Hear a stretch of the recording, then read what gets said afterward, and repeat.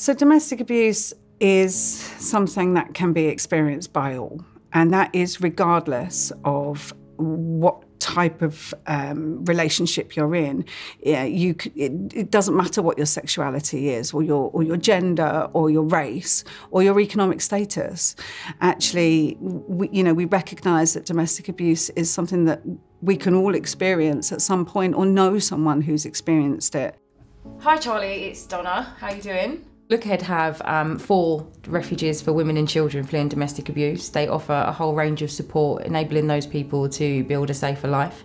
We also have an independent domestic violence advocacy service, again offering lots of support to women and children in the community. We have risk reducing measures, emotional support, advice with legal matters. We also provide training and awareness raising in the community.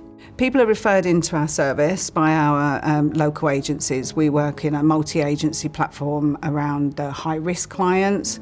Our referrals are received, and on the very same day that we receive those referrals, we make contact with that client. The golden hours are very important after an incident where someone might be in crisis or they need that immediate support. Emma came to us for support after experiencing decades of abuse. She worked closely with my colleague who offered her one-to-one support through the criminal justice system and ongoing support through programmes for her recovery.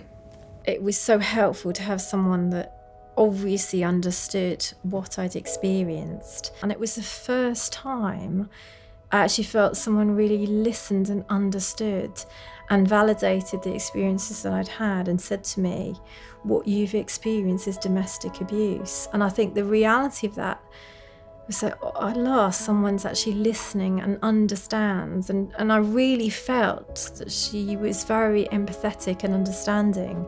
And through that initial conversation that we had, she then suggested the Own My Life programme. And through that course, week by week, just unpicking the experiences that I'd had, understanding perhaps why I'd felt the way I had, also understanding why I'd experienced what I'd experienced, but also giving me the tools and knowledge to then move forward from that and actually, put some of that behind me perhaps and start to rebuild. So currently the statistics for domestic abuse are that 1 in 4 women will experience abuse and 1 in 6 men. During the lockdown, that figure actually rose to 1 in 3 and 1 in 5. We want to reduce that risk, and we want to keep families safe.